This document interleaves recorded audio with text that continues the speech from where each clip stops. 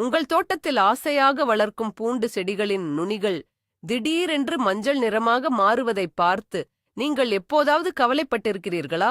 காலையில் எழுந்து செடிகளை பார்க்கும்போது பச்சையாக இருக்க வேண்டிய இலைகள் உயிரற்றது போல மஞ்சள் நிறமாகத் தெரிவது நெஞ்சை உடைக்கும் ஒரு விஷயமாகும். ஆனால் நான் இப்போது உங்களுக்கு ஒரு உறுதியான வாக்குறுதியை அளிக்கப் போகிறேன். ஆம், 10 நாட்களில் அந்த காய்ந்து போன மஞ்சள் இலைகளை மீண்டும் அடர்பச்சை நிறத்திற்கு மாற்ற முடியும் என்று சொன்னால் நீங்கள் நம்புவீர்களா? இது ஏதோ காற்றில் கட்டிய கோட்டை அல்ல, பல விவசாயிகளின் அனுபவத்தில் கண்டறிந்த ஒரு மிகப்பெரிய உண்மை. பொதுவான ஒரு கருத்து என்னவென்றால், செடிகள் மஞ்சளானால் தண்ணீர் பத்தவில்லை என்று நினைத்து அதிகமாக தண்ணீர் ஊற்றுவார்கள். ஆனால் அது செடியை முற்றிலுமாக அழித்துவிடும் என்பதுதான் நிதர்சனமான உண்மை. இந்த வீடியோவில் இதுவரை பலருக்கும் தெரியாத ஒரு எளிமையான ஆனால் மிகவும் சக்தி வாய்ந்த இயற்கை உரத்தைப் பற்றி நான் உங்களுக்கு சொல்லப் போகிறேன். இதை நீங்கள் கொடுத்த 10வது நாளில் உங்கள் செடியின் நிறம் மாறுவதை நீங்களே கண்கூடாக பார்ப்பீர்கள். வீடியோவின் முடிவில் ஒரு ஆச்சரியமூட்டும் ரகசியமும் காத்திருக்கிறது. நீங்கள் உங்கள் செடிகளுக்கு அளவுக்கு அதிகமாக தண்ணீர் ஊற்றும் பழக்கம் உள்ளவரா என்பதை எனக்கு தெரியப்படுத்துங்கள். பூண்டு என்பது நமது சமையலறையில் மட்டுமின்றி மருத்துவ உலகிலும் பல 1000 ஆண்டுகளாக பயன்படுத்தப்பட்டு வரும் ஒரு அற்புதமான மூலிகையாகும். பண்டைய காலத்திலிருந்தே மக்கள் பூண்டை தங்களின் வீடுகளிலும் வயல்களிலும் வளர்த்து வருகிறார்கள். ஆனால் பூண்டு வளர்ப்பில் இருக்கும் ஒரு மிகப்பெரிய சவால் என்னவென்றால், அது வானிலை மாற்றங்களுக்கும் மண்ணின் சத்து குறைபாடுகளுக்கும் மிக எளிதாக பாதிக்கப்படும் தன்மை கொண்டது. குறிப்பாக குளிர்காலம் முடிந்து லேசான வெப்பம் தொடங்கும் சமயத்தில் செடியின் வேர்களுக்கு தேவையான சத்துக்களை மண்ணில் இருந்து உறிஞ்ச முடியாமல் போகிறது. இதனால் இலைகளில் உள்ள பச்சையம் என்ற நிறமி குறைந்து செடிகள் மெல்ல மெல்ல மஞ்சள் நிறத்திற்கு மாறத் தொடங்குகின்றன. ஆரம்பத்தில் இலைகளின் நுனியில் ஆரம்பிக்கும் இந்த மஞ்சள் நிறம் படிப்படியாக செடி முழுவதும் பரவி முடிவில் செடியையே வாடச் செய்துவிடும். இந்த பிரச்சனை இன்று நேற்று வந்ததல்ல. பல தலைமுறைகளாக விவசாயிகளும் வீட்டுத் தோட்டம் வைத்துள்ளவர்களும் இந்த சவாலை சந்தித்து வருகிறார்கள். ஆனால் இயற்கையிலேயே இதற்கான தீர்வும் ஒளிந்திருக்கிறது என்பதை நாம் அடிக்கடி மறந்துவிடுகிறோம். இப்போது நாம் பார்க்கப் போகும் அந்த குறிப்பிட்ட உரம் மண்ணின் நுண்ணுயிரிகளை எப்படி தட்டி எழுப்பி செடிக்குத் தேவையான உணவை உடனடியாக கொடுக்கிறது என்பதை பற்றித்தான் மிகத் தெளிவாக புரிந்து கொள்ளப் போகிறோம். பூண்டு செடியின் இலைகள் மஞ்சள் நிறமாக மாறுவதற்கு பல காரணங்கள் இருந்தாலும் அதில் மிக முக்கியமான முதல் காரணம் மண்ணில் உள்ள தழைச்சத்து, அதாவது நைட்ரஜன் குறைபாடாகும். இதை நாம் முதலில் மிகத் தெளிவாக புரிந்து கொள்ள வேண்டும். நைட்ரஜன் என்பது ஒரு செடிக்கு மிகவும் அடிப்படையான உணவாகும். இதுதான் செடியின் இலைகள் பச்சையாக இருப்பதற்கும் செடி வேகமாக வளர்வதற்கும் உதவுகிறது. மண்ணில் இந்த சத்து குறையும் போது செடி தன்னிடம் உள்ள குறைவான சத்தை புதிதாக வரும் இலைகளுக்கு அனுப்பிவிட்டு பழைய இலைகளை காயவிட்டு விடுகிறது.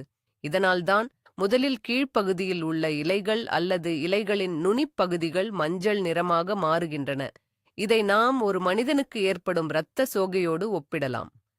உடலில் இரும்புச்சத்து குறைந்தால் மனிதர்கள் எப்படி சோர்வடைந்து வெளுத்துப் போகிறார்களோ அதே போலத்தான் தழைச்சத்து குறைந்தால் பூண்டு செடியும் வெளுத்து மஞ்சள் நிறமாகி விடுகிறது.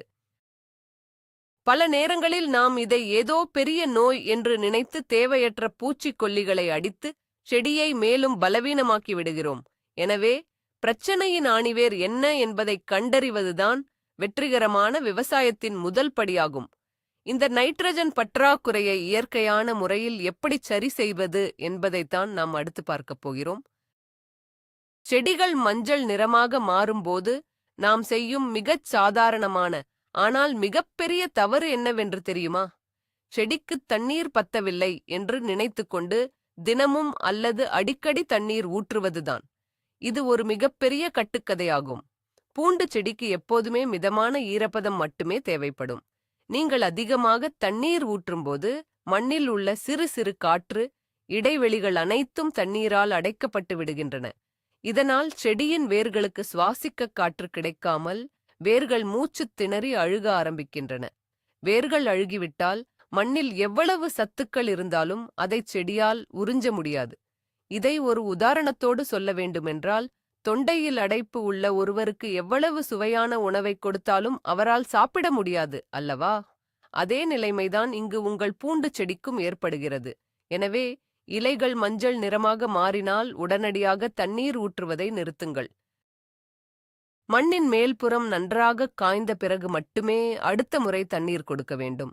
இந்த ஒரு சிறிய மாற்றத்தை செய்தாலே பிரச்சனையை நாம் மிக எளிதாக தீர்த்துவிடலாம். இப்போது நாம் அந்த ரகசிய உரத்தின் முதல் முக்கிய பொருளைப் பற்றி பார்க்கப் போகிறோம். அது வேறு ஒன்றுமில்லை, மிகவும் சாதாரணமாக நமக்கு கிடைக்கக்கூடிய கடுகுப் பிண்ணாக்கு ஆகும்.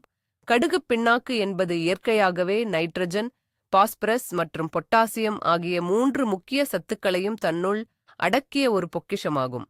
இதில் உள்ள சத்துக்கள் செடிகளுக்கு மிக எளிதாகவும் விரைவாகவும் கிடைக்கும் வகையில் அமைந்திருப்பதுதான் இதன் மிகப்பெரிய சிறப்பாகும். நாம் ரசாயன யூரியாவை பயன்படுத்தும்போது செடிகள் எப்படி உடனடியாக பச்சையாக மாறுகிறதோ அதே போன்ற ஒரு வேகமான பலனை இந்த கடுகுப் பிண்ணாக்கு நமக்கு கொடுக்கும். ஆனால் யூரியாவைப் போல இது மண்ணைக் கெடுக்காது. மாறாக மண்ணில் உள்ள மண்புழுக்கள் மற்றும் நன்மை செய்யும் பாக்டீரியாக்களுக்கு இது ஒரு மிகச்சிறந்த உணவாக மாறுகிறது. ஒரு கைப்பிடி அளவு கடுகுப் பிண்ணாக்கை எடுத்துக்கொண்டால் அது உங்கள் பூண்டு செடியின் இலைகளை பச்சையாக மாற்றுவது மட்டுமல்லாமல் பூண்டின் அளவையும் பெரிதாக்க பெரிதும் உதவுகிறது. இதை அப்படியே நேரடியாக மண்ணில் போடாமல் ஒரு குறிப்பிட்ட முறையில் திரவமாக மாற்றி பயன்படுத்தும் போதுதான் அதன் முழுமையான பலன் 10 நாட்களில் நமக்கு கிடைக்கும்.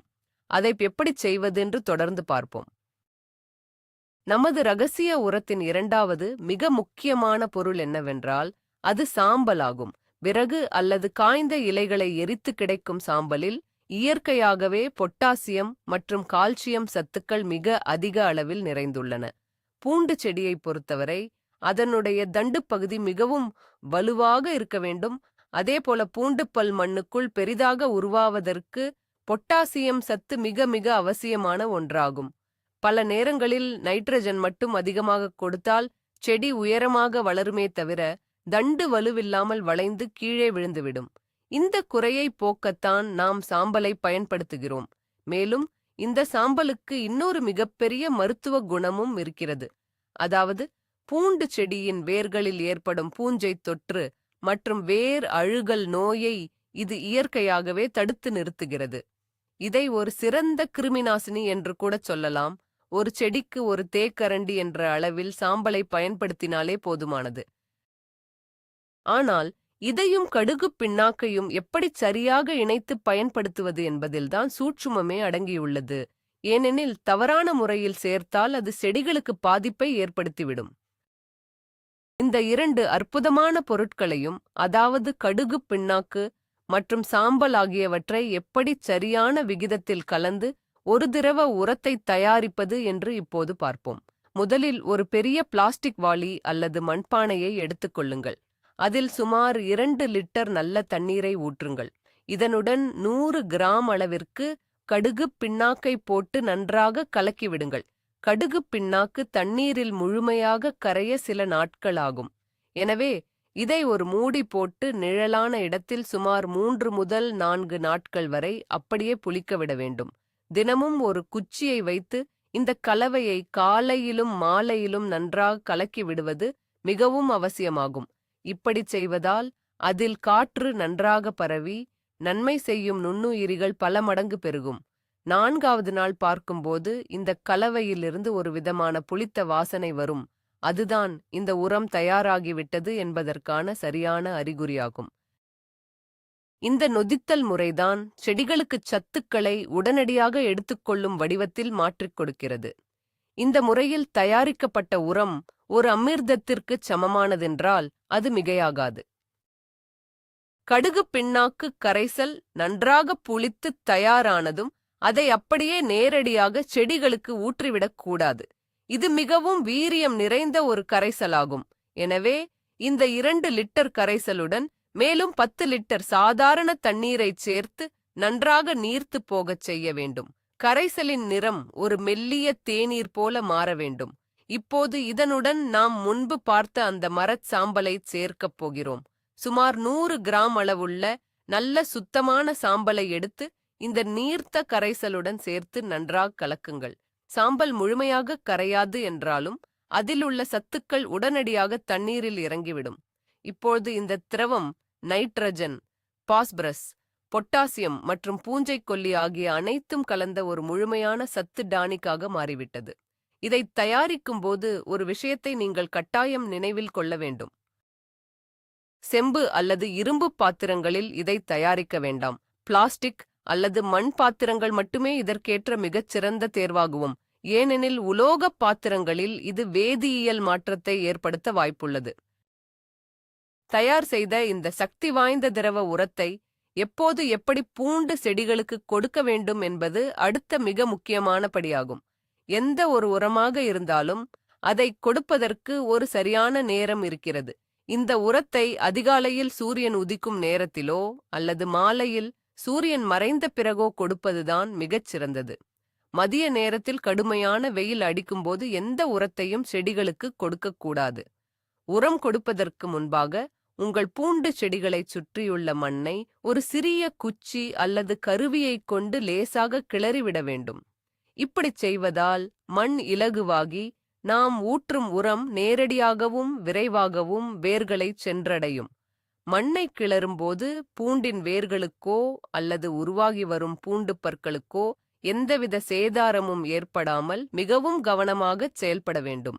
அதன் பிறகு ஒரு செடிக்கு சுமார் 100 முதல் 200 மில்லி அளவு என்ற கணக்கில் இந்த திரவ உரத்தை வேர் பகுதியில் ஊற்ற வேண்டும். இலைகளின் மேல் படும்படி தெளிக்க வேண்டாம். வேர்களுக்கு கொடுப்பதே இந்த குறிப்பிட்ட பிரச்சனைக்கு சரியான தீர்வாகும். இந்த உரத்தை கொடுத்த முதல் 3 நாட்களில் மண்ணுக்கு அடியில் என்ன நடக்கிறது என்பதை தெரிந்து கொள்வது மிகவும் சுவாரஸ்யமான ஒரு விஷயமாகும்.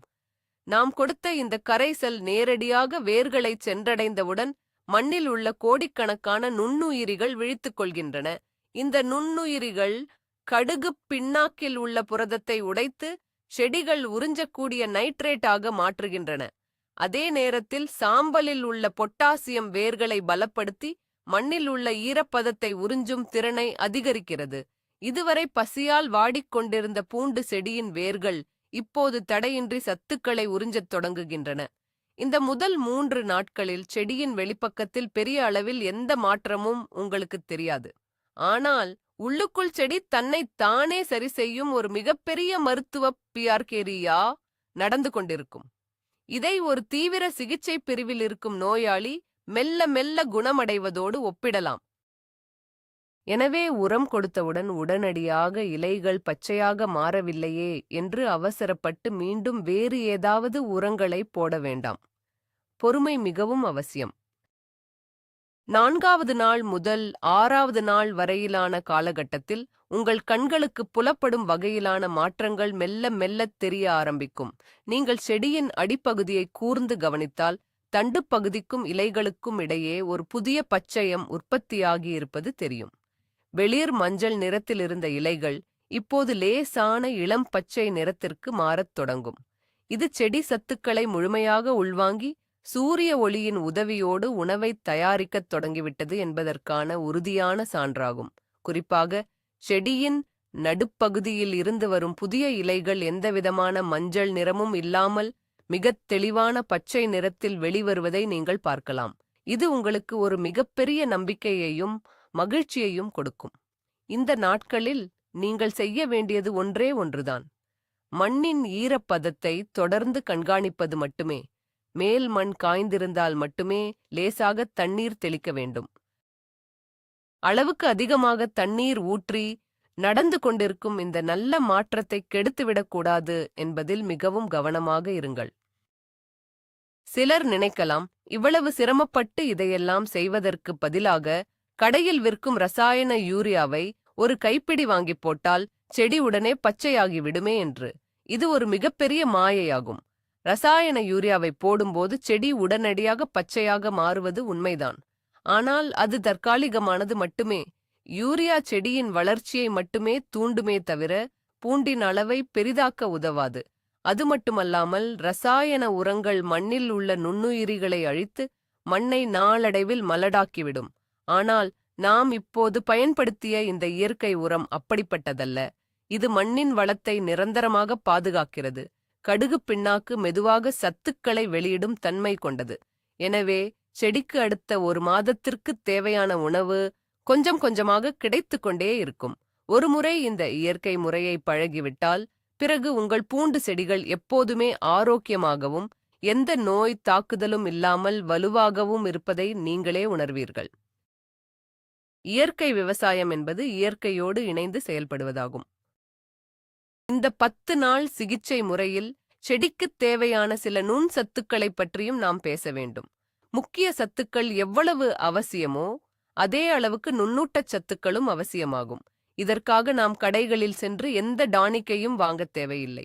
உங்கள் வீட்டில் இருக்கும் புளித்த மோர் ஒன்றே போதுமானது. உரம் கொடுத்து ஒரு வாரம் கழித்து, அதாவது 7வது நாள் அல்லது 8வது நாள், சுமார் 100 மில்லி புளித்த மோரை 1 லிட்டர் தண்ணீரில் கலந்து செடியின் இலைகள் முழுவதும் படும்படி நன்றாக தெளித்து விடுங்கள். மோர் ஒரு மிகச்சிறந்த இயற்கை பூஞ்சை கொல்லியாகவும் இலைகளுக்கு தேவையான லாக்டிக் அமிலத்தை கொடுக்கும் ஒரு டானிக்காகவும் செயல்படுகிறது. இதை தெளித்தவுடன் இலைகளின் துளைகள் வழியாக இந்த சத்துக்கள் நேரடியாக செடிக்குள் சென்று பச்சையத்தின் உற்பத்தியை மேலும் வேகப்படுத்துகிறது. இந்த மோர் கரைசலை தெளித்த ஒரு சில மணி நேரங்களிலேயே இலைகள் ஒருவிதமான பளபளப்பை பெறுவதை நீங்கள் பார்க்கலாம். இது செடியின் நோய் எதிர்ப்புச் சக்தியை பல மடங்கு அதிகரித்து இனிமேல் இலைகள் மஞ்சள் நிறமாக மாறாமல் தடுத்து பாதுகாக்கும் ஒரு கவசமாக செயல்படுகிறது. பூண்டு வளர்ப்பில் தட்பவெப்ப நிலை ஒரு மிக முக்கியமான காரணியாக செயல்படுகிறது. குறிப்பாக பகலில் அதிக வெயிலும் இரவில் அதிக குளிரும் இருக்கும் காலகட்டத்தில் செடிகள் மிகுந்த மன அழுத்தத்திற்கு உள்ளாகின்றன. இந்த மன அழுத்தம் காரணமாகவும் செடிகள் சத்துக்களை எடுக்க முடியாமல் மஞ்சள் நிறமாக மாறும் வாய்ப்பு உள்ளது. நாம் கொடுத்த இந்த கடுகு பிண்ணாக்கு மற்றும் சாம்பல் கரைசல் செடிகளின் இந்த மன அழுத்தத்தை குறைக்க பெரிதும் உதவுகிறது. சாம்பலில் உள்ள பொட்டாசியம் செடியின் இலைகளில் உள்ள துளைகளை சரியாக திறந்து மூட உதவி செய்து செடிக்குத் தேவையான தண்ணீரை சரியாக பயன்படுத்தச் செய்கிறது. இதனால் கடுமையான வெயிலை கூடச் செடியால் எளிதாக தாங்கிக் கொள்ள முடிகிறது. ஒரு சிறிய விவசாயி தன் தோட்டத்தில் உள்ள அனைத்து பூண்டு செடிகளும் மஞ்சள் நிறமாக மாறி வாடியதைக் கண்டு கண்ணீர் வடித்தார். அவருக்கு நான் இந்த முறையைத்தான் பரிந்துரை செய்தேன். சரியாக 10வது நாள் அவர் எனக்கு அலைபேசியில் அழைத்து செடிகள் அனைத்தும் அடர்பச்சையாக மாறி புத்துயிர் பெற்றுவிட்டதாக கூறி ஆனந்தக் கண்ணீர் விட்டார். இதுதான் இந்த எளிய இயற்கை உரத்தின் அளப்பரிய சக்தியாகும். இந்த உரத்தை பயன்படுத்தும்போது நாம் தவிர்க்க வேண்டிய சில முக்கியமான தவறுகளைப் பற்றியும் தெரிந்து கொள்ள வேண்டும். இயற்கை உரம்தானே என்று நினைத்துக்கொண்டு அளவுக்கு அதிகமாக கடுகு பிண்ணாக்கை பயன்படுத்துவது செடிக்கு தீங்கையே விளைவிக்கும். எந்த ஒரு பொருளையும் செடிகளுக்கு கொடுக்கும்போது அளவு மிக மிக முக்கியமாகும். அளவு அதிகமானால் மண்ணில் தேவையற்ற பூஞ்சைகள் உருவாகி வேர்களைத் தாக்கும் அபாயம் உள்ளது. அதேபோல புளிக்க வைக்காத பிண்ணாக்கு கரைசலை எக்காரணம் கொண்டும் பயன்படுத்தக்கூடாது. புளிக்காத பிண்ணாக்கு மண்ணில் சென்றவுடன் அங்கிருந்து நைட்ரஜனை எடுத்துக்கொண்டுதான் அது புளிக்க ஆரம்பிக்கும். இதனால் செடிக்கு பயன் கிடைப்பதற்கு பதிலாக செடி மேலும் மோசமான நிலைக்கு தள்ளப்படும். எனவே நான் முன்பே கூறியபடி 4 நாட்கள் நன்றாக புளிக்க வைத்த பிறகு 10 மடங்கு தண்ணீர் சேர்த்த பின்னரே இதை பயன்படுத்த வேண்டும்.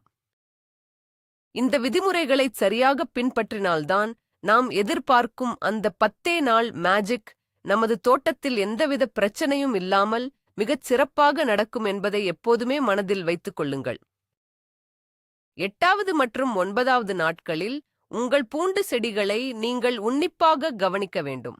இப்பொழுது செடியின் இலைகள் மஞ்சள் நிறத்திலிருந்து மாறி ஒரு முழுமையான பச்சை நிறத்தை அடைந்திருக்கும். குறிப்பாக காயத் தொடங்கிய இலைகளின் நுனிகள் உதிர்ந்து புதிய ஆரோக்கியமான நுனிகள் தோன்றியிருக்கும். செடியின் தண்டுப்பகுதி முன்பு இருந்ததை விட இப்பொழுது சற்று தடிமனாகவும் உறுதியாகவும் இருப்பதை உங்கள் கைகளால் தொட்டு பார்த்தாலே உணர முடியும். இந்த வளர்ச்சி மிகவும் ஆரோக்கியமான ஒன்றாகும். ஏனென்றால் தண்டு தடிமனாக இருந்தால் மட்டுமே மண்ணுக்கு அடியில் உருவாகும் பூண்டுப்பல் பெரிய அளவிலும் அதிக எடையுடனும் வளரும்.